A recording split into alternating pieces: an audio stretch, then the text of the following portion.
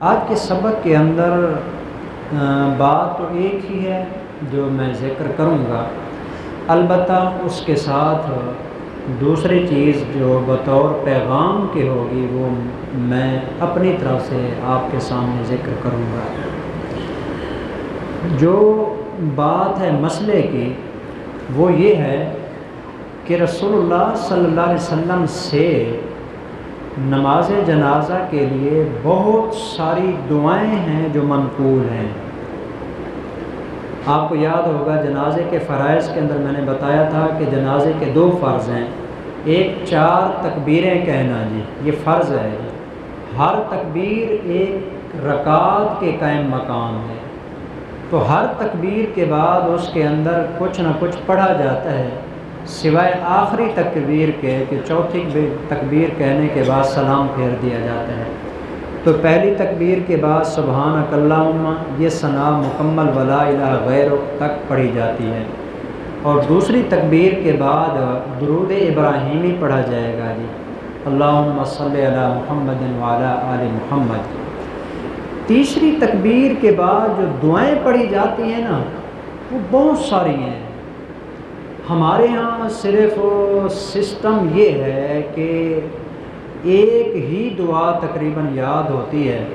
اور میں بھی یقین کریں ان لوگوں کی سعادت سمجھتا ہوں جن کو اس دور میں وہ دعا بھی یاد ہوتی ہے، نہیں تو ایسے مسلمان بھی موجود ہیں، اللہ معاف کرے کہ جن کو نماز جنازہ کی یہ دعا تک بھی یاد نہیں ہوتی، خاموشی کے ساتھ بیچارے کھڑے ہوتے ہیں، والد کا جنازہ سامنے رکھا ہے تو یہ ہاتھ باندھ کے کھڑا ہے، لیکن اس کے پاس وہ الفاظ نہیں ہیں کہ اپنے اس سکے والد کے لیے اپنے رب سے کوئی مغفرت کی دعا ہی مانگ لے۔ کس قدر افسوس کا مقام ہوگا اس بچے کے لیے بھی اور شاید اس والد کے لیے بھی کہ جس نے اپنے بیٹے کو اتنا بھی نہ سکھایا کہ بیٹا کہ میرے مرنے کے بعد تو نے میرے لیے مغفرت کی دعا کیسے کرنی ہے۔ تو اس لیے دونوں کے لیے قابل توجہ بات ہے کہ والدین کو چاہیے کہ وہ اپنے بچوں کو سکھائیں، اور بچوں کو بھی چاہیے کہ وہ سیکھیں گے۔ چنانچہ ہمارے ہاں جو عام طور پر دعا مانگی جاتی ہے وہ تھی جو ابھی میں نے حدیث کے اندر پڑھی ہے، یہ حدیث پاک کے الفاظ ہیں، مسند احمد، ابو داود، ترمذی، ابن ماجہ، نسائی وغیرہ کے اندر یہ روایت موجود ہے۔ تو اس کا مفہوم تھوڑا سا میں آپ کو بتانا چاہتا ہوں جس سے میں نے آپ کو پیغام دینا ہے۔ اپنی قبر کو روشن کرنا ہے یا ٹھنڈا کرنا ہے نا، زندگی کے اندر ہی کر کے جائیں، زندگی میں بس مت توقع رکھیں آنے والی نسل کے اوپر کہ انہوں نے آ کے ہمارے لیے بعد میں کوئی صالح ثواب کرنا ہے۔ اور ویسے بھی آج ماحول دیکھیں، جو اولاد زندہ ماں باپ کے پاس بیٹھنے کے لیے تیار نہیں ہے، کیا قبر کی ڈھیری کے اوپر جا کے انہوں نے صالح ثواب کرنا ہے؟ زندہ ماں باپ ترستے ہیں، اولاد کے پاس بیٹھنے کے لیے وقت نہیں ہے، مصروف ہو گئے ہیں، تو انہوں نے قبرستان کے اندر جا کے کہاں پر ان کے لیے رحمت و مغفرت کی دعا کرنی ہے۔ اس لیے میں آپ سے یہی درخواست کروں گا کہ ہر بندہ اپنے لیے دنیا کے اندر ہی کوئی ایسا عمل کر کے جائے کہ جو مرنے کے بعد اس کے کام آتا رہے۔ کوئی مسجد بنوا کے جانا، کنواں کھدوا کے جانا، نلکا لگوا کے جانا، مدرسہ بنوا کے جانا، کوئی پلاٹ اللہ کے نام پر وقف کر کے جانا۔ پہلے زمانے میں ہوتا تھا کہ بندے فوت ہونے والے نا اپنی زمین کا ایک حصہ جو ہے نا اللہ کے نام پر دے جاتے تھے۔ مثلا کوئی کہتا کہ میرا زمین کا یہ ٹکڑا قبرستان کے لیے وقف ہے، کوئی کہتا کہ یہ میرا حصہ جو زمین کا ہے یہ مسجد کے لیے وقف ہے، کوئی کہتا کہ یہاں پر یتیم خانہ بنا دینا۔ پہلے زمانے میں نا سرائیں ہوتی تھی، سرائے جہاں مسافر آ کے نا ٹھہرتے تھے، اس کے لیے وہ اپنی زمین وقف کر جاتے تھے۔ شاید اس زمانے میں زمینیں کوئی سستی تھیں اس لیے لوگ وقف کر جاتے ہوں گے۔ اس زمانے کے اندر زمینوں کا ریٹ ہی اتنا زیادہ ہے کہ ایک مرلہ بھی بندہ دینا چاہے تو ایک دفعہ اس کا دل کانپ جاتا ہے جی۔ اس لیے بھی اور اس وجہ سے بھی کہ ان کا ایمان ذرا کامل درجے کا تھا اور مضبوط تھا جی، تو کوئی ایسا کام جو مرنے کے بعد ہمارے کام آتا رہے جی، ایسا کوئی کام، کسی طالب علم کو کتابیں لے کے دے دیں، یہ کتاب ہے جی، مجھے ایک ساتھی نے لے کے دی ہے جی، میرے پاس یہ کتاب نہیں تھی، جس ساتھی نے یہ کتاب لے کے دی ہے پتہ نہیں کتنی بے شمار سینکڑوں کی تعداد میں یہ حدیث میں پڑھ پڑھ کے آپ کو سنا چکا ہوں، جتنے لفظ میں بول رہا ہوں نا مجھے ثواب مل رہا ہے، اس کے برابر برابر کتاب لے کے دینے والے کو بھی اللہ اجر عطا فرمائے۔ کسی کو کتاب لے یہ صدقہ جاریہ ہے، ثواب ہمیشہ کے لیے ملتا رہے گا جی،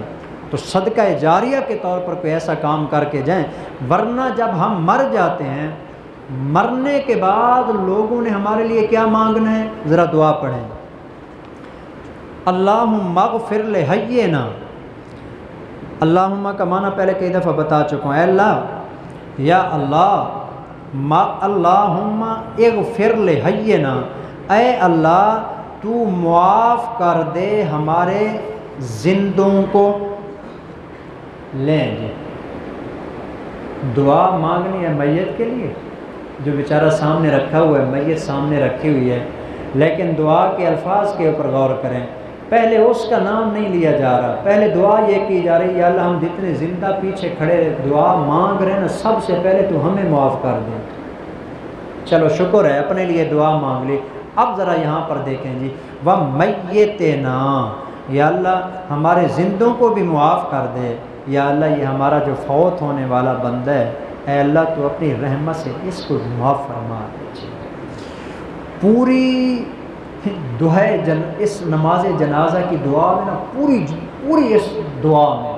صرف یہی ایک لفظ ہے جو میت کے لیے مانگا جاتا ہے بس، اور کوئی لفظ نہیں ہے اس کے اندر جی جو میت کے لیے ہو، سارے اپنے لیے ہیں۔ آپ اندازہ لگائیں میت سامنے پڑی ہے، اس کے لیے جو دعائیں مانگی جا رہی ہیں اس میں ایک لفظ کے سوا اس میت کے لیے اور کچھ بھی نہیں ہے، تو جب تک اپنا بندہ کام خود نہیں بنا کے جائے گا تو بعد والوں نے بھلا کہاں بتانا ہے۔ تو وشاہدنا، یا اللہ جو ہمارے حاضر ہیں میت کے جنازہ پڑھنے میں ان کو بھی معاف کر دے، وغائبنا جو نہیں آ سکے اللہ تو ان کو بھی معاف کر دے، وصغیرنا وکبیرنا اللہ تو ہمارے چھوٹوں کو بھی معاف کر دے، بڑوں کو بھی معاف کر دے، وذکرنا وانثانا اللہ تو ہمارے مردوں کو بھی معاف کر دے، ہماری عورتوں کو بھی معاف کر دے، اللہم من احییتہ منا فاحیہ علی الاسلام، اے اللہ یہ سب سے کمال کا جملہ ہے، اتنا کمال کا جملہ ہے نا یہ والا اور اگلے والا جملہ، عام دعا کے اندر بھی یہ مانگا کریں جی، یہ خاتمہ بالایمان کی دعا ہے جی، اللہم من احییتہ منا فاحیہ علی الاسلام، اے اللہ ہم میں سے جس کو تو زندہ رکھے تو اس کو اسلام پہ زندہ رکھنا ہے۔ کیسی کمال کی بات ہے جو رسول اللہ صلی اللہ علیہ وسلم نے سکھائی ہے، ومن توفیتہ منا فتوفہ علی الایمان، اے اللہ ہم میں سے جس کو تو موت دے تو اس کو آخر وقت کے اندر ایمان پر موت دینا، اسلام والی زندگی دینا، ایمان والی موت دینا، تو یہ رسول اللہ صلی اللہ علیہ وسلم نے دعا سکھلائی ہے۔ اگرچہ بعض روایات میں نا اس کے ساتھ اور بھی الفاظ ہیں، مثلا ایک روایت کے اندر یہ الفاظ بھی آتے ہیں، اللہم لا تحرمنا اجرہ ولا تفتنا بعدہ، یا اللہ ہم نے یہ جو جنازہ پڑھا ہے نا اس جنازے کے اجر سے تو ہمیں محروم نہ کرنا، ولا تفتنا بعدہ، یا اللہ اس مرنے والے کے بعد جب تک ہم زندہ رہیں ہمیں فتنوں سے بچا کے رکھنا ہے۔ اور بعض روایات کے اندر ایک لفظ اور بھی ہے جی، وہ یہ ہے ولا تضلنا بعدہ، اے اللہ اس کے مرنے کے بعد جب تک تو ہمیں زندہ رکھے اسلام پر زندہ رکھنا، ہمیں کبھی گمراہ نہ ہونے دینا ہے۔ تو یہ رسول اللہ صلی اللہ علیہ وسلم کی سکھلائی ہوئی دعا ہے، لیکن اس کے اندر بھی آپ نے دیکھا میت بیچاری کے لیے ایک لفظ اس میں آیا ہوا ہے جی، تو اس لیے ہر بندہ زندگی کے اندر ہی اس کے لیے محنت کرے اور کوشش کرے جی۔ مثلا ایک روایت میں یہ الفاظ آتے ہیں، حضور نے یہ دعا میت کے لیے مانگی ہے، اللہم ان فلان ابن فلان، اللہ یہ فلاں بندہ جو فلاں کا بیٹا ہے، فی ذمت کا، اب تیری امانت میں آ گیا ہے، وحبل جوارے کا، اللہ تیرے پڑوس میں آ گیا ہے، فاتحی من فتنۃ القبر، اللہ تو اس کو قبر کے فتنے سے بچانا، وعذاب النار، اے اللہ اس کو جہنم کے عذاب سے بچانا، انت اہل الوفا، انت اہل الوفاء والحق، اے اللہ تو وفا اور حق والی ذات ہے، اللہم اغفر لہ ورحمہ، اللہ تو اس کو معاف بھی کر دے، اس پہ رحم بھی فرما دے، انک انت الغفور الرحیم، اللہ تو بخشنے والا بھی ہے، تو رحم کرنے والا بھی ہے۔ اسی طرح اور بہت ساری روایات ہیں جی، جس کے اندر مختلف روایات کے اندر مختلف باتیں آتی ہیں۔ ایک حدیث کے اندر یہ الفاظ ہیں، آپ علیہ السلام نے فرمایا کہ اللہم اغفر لہ ورحمہ وعافہ واعف عنہ واکرم نزلہ ووسع مدخلہ واغسلہ بالماء والثلج والبرد ونقہ من الخطایا کما نقیت الثوب الابیض من الدنس وابدلہ دارا خیرا من دارہ، یا اللہ ایک گھر سے اس کو نکال کر ہم نے قبر والے گھر کے اندر اس کو رکھ دیا ہے، اب آگے اس کا تو مالک ہے، یا اللہ اس دنیا والے گھر سے زیادہ اچھا تو اس کو گھر عطا فرما دے۔ یہ حضور نے دعا مانگی ہے جی، اہلا خیرا من اہلہ، یا اللہ اس کے دنیا والے گھر والوں سے زیادہ اچھے گھر والے عطا فرما دے، وزوجا خیرا من زوجہ، یا کریم مولا تو اس کو دنیا والی بیوی سے زیادہ اچھی بیوی عطا فرما دے، وادخلہ الجنۃ، یا اللہ تو اس کو جنت عطا فرما دے، واعذہ من عذاب القبر، اللہ تو اس کو قبر کے عذاب سے بچا، ومن عذاب النار، اے اللہ تو اس کو جہنم کے عذاب سے بچا۔ تو یہ آپ علیہ السلام نے مختلف دعائیں ہیں جی، جو احادیث کے اندر اس کے علاوہ بھی آتی ہیں۔ آخری ایک مسئلہ سمجھیں، وہ مسئلہ یہ ہے، نماز جنازہ کے اندر نا جس وقت آخری دعا مانگنے لگتے ہیں اللہم اغفر لحینا و میتنا والی، تمام قسم کی وہ دعائیں جو قرآن میں آتی ہیں یا حدیث میں آتی ہیں جی، عربی میں، قرآن اور حدیث کی تمام قسم کی دعائیں جتنی بھی بندے کو یاد ہیں وہ نماز جنازہ کے اندر وقت ہو تو مانگ سکتا ہے، کوئی ممانعت نہیں ہے۔ عام نمازوں میں بھی یہی ہے، اتحیات کے اندر کوشش کیا کریں۔ دیکھیں ہماری تو مجبوری ہوتی ہے، ہم نے 5-7 منٹ کے اندر نماز پوری کرنی ہوتی ہے کہ پیچھے بزرگ بھی ہوتے ہیں، بیمار بھی ہوتے ہیں، لمبی نماز ہم نہیں پڑھا سکتے۔ جب خاص طور پر نفل نماز پڑھیں، رسول اللہ صلی اللہ علیہ وسلم کی عادت مبارکہ تھی جب خود نماز پڑھاتے ہیں نا صحابہ کو مختصر نماز پڑھاتے ہیں، لیکن اتنی مختصر تو پھر بھی نہیں ہوتی تھی جتنی بہرحال ہم پڑھاتے ہیں، پھر بھی مختصر ہوتی تھی۔ اور جب اپنی نماز پڑھتے ہیں تہجد کے اندر، بعض اوقات اللہ کے نبی صلی اللہ علیہ وسلم ایک ایک رکعت میں 6 پارے قرآن کی تلاوت کرتے ہیں، 6 پارے ایک رکعت میں، سورۃ بقرہ پڑھ دی، آل عمران پڑھ دی، سورۃ نساء پڑھ دی، سورۃ مائدہ پڑھ دی۔ تو یہ رسول اللہ صلی اللہ علیہ وسلم کی عادت مبارکہ تھی۔ اور رکوع اتنا لمبا، حدیث پاک کے الفاظ تو یہ ہیں جتنا حضور قیام لمبا کرتے تھے نا اس کے برابر ہی اللہ کے پیغمبر رکوع لمبا فرماتے ہیں، اس کے بعد پھر سجدہ اتنا طویل، اس کے بعد اتحیات میں بیٹھے ہیں، دعائیں لمبی اور طویل مانگتے ہیں۔ اس لیے جتنی بھی دعائیں یاد ہیں نماز کے لیے جب تشریف لانے لگے نا تھوڑا وقت بنا کے آیا کریں، یعنی خشوع خضوع کے ساتھ توجہ دے کے مقصد بنا کے آئیں کہ ہم نے نماز پڑھنی ہے جی، سر کے اوپر بوجھ نہ سمجھیں کہ اتار کے پھینکنا ہے ہم نے، جس طرح کہ اللہ معاف کرے آج کل مصروفیت کی وجہ سے بن گئی ہے جی، نہ